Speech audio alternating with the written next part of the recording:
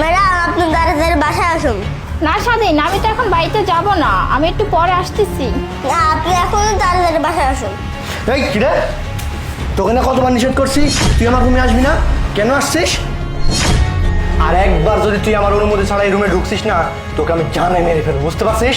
বেরো এখান থেকে, বেরো। আর একবার আমার রুমে আসবি না।